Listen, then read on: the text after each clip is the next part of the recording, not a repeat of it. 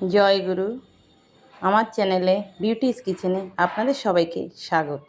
আজকে আমি আপনাদের দেখাবো ইলিশ মাছ কচুর পাতায় দিয়ে ভাপা। আমি প্রেসার কুকারে ভাপা দেব। দেখুন, কচুর পাতা কুচিয়ে রেখেছি ধুয়ে, এখানে আমি বেটে রেখেছি জিরে, তারপরে আমার সর্ষে বাটা, এর ভিতরে একসঙ্গেই দিয়ে দিয়েছি, আর লঙ্কা একসঙ্গে শিলে বেটে রেখেছি। এটা দিয়ে আমি ইলিশ মাছ, দেখুন ইলিশ মাছে যে ডিম ভর্তি ইলিশ মাছের লবণ হলুদটা আমি দিয়ে রেখেছি।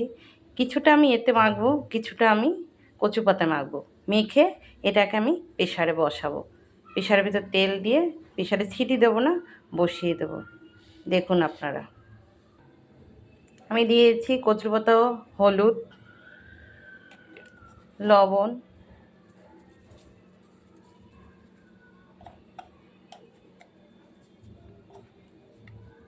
আমি মাছে লবণ হলুদ দিয়ে রেখেছি।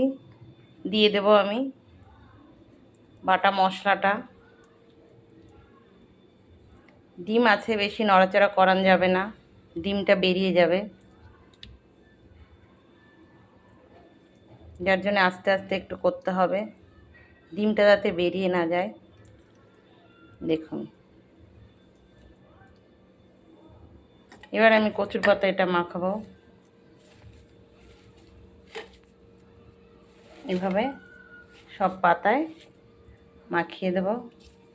এবার আমি দিয়ে দেবো তেল। আমি দিয়ে দেবো মাছেও তেল। দেখুন, একটু তেলটা বেশি দিতে হবে। কচুর পাতাও আমি তেল দিয়ে দেবো।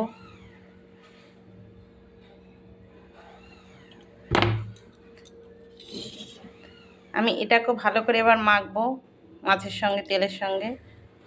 ডিমটা বেরিয়ে যাচ্ছে।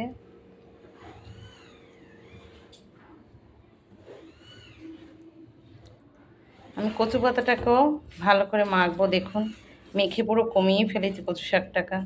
দেখেছেন কচু শাকটা সুন্দর হয়েছে, মাখা হয়ে গেছে। আমার মাছটাও মাখা হয়ে গেছে। এবার আমি প্রেসারে তেল দিয়ে দেবো। দেখুন বন্ধুরা, প্রেসারে আমি তেল দিয়ে দিচ্ছি। সুন্দর করে তেলটাকে সব জায়গায় মাখাতে হবে।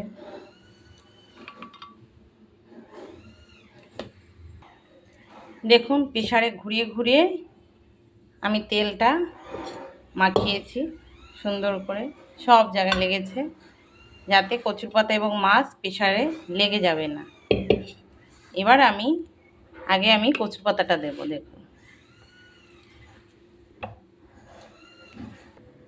দেখুন কচুর পাতাটা সুন্দর আমি প্রেসারে পেতে দিয়েছি। কি সুন্দরভাবে কুচানো কচুর পাতাটা, মশলা মাখানো। এবার আমি এর উপরে মাছ দিয়ে দেবো সুন্দর সাজিয়ে। দেখুন, দেখুন বন্ধুরা, মাছ খুব সুন্দরভাবে সাজিয়ে দিয়েছি। দেখেছেন তো, মাছগুলো পুরো কচুর পাতার উপরে বসিয়ে দিয়েছি। এবার আমি প্রেসারের ঢাকনাটা দিয়ে দেবো, কিন্তু প্রেসার এমনভাবে জাল দিতে হবে ছিটি না পড়ে। এভাবে কিছু সময় রেখে দেওয়ার পরে ভাপা হয়ে যাবে, দেখবেন। দেখো, এবার আমি ভাপায় বসিয়ে দিচ্ছি।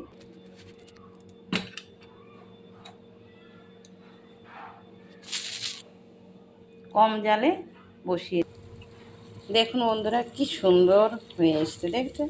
আর একটু সময় রাখলেই হয়ে যাবে একদম পুরো ভাপা। দেখেছেন কচু পাতাটাও কি সুন্দর একদম টকভাবে ফুটছে। আমি কিন্তু একদম হালকা জালে রেখেছি, যে কচু পাতা পুড়বে না। দেখুন কি সুন্দর হয়েছে, আর একটু রাখবো, হয়ে যাবে ভাপা। দেখুন বন্ধুরা, হয়ে গেছে। এবার আমি মাছ ভাপাটা নামিয়ে ফেলবো।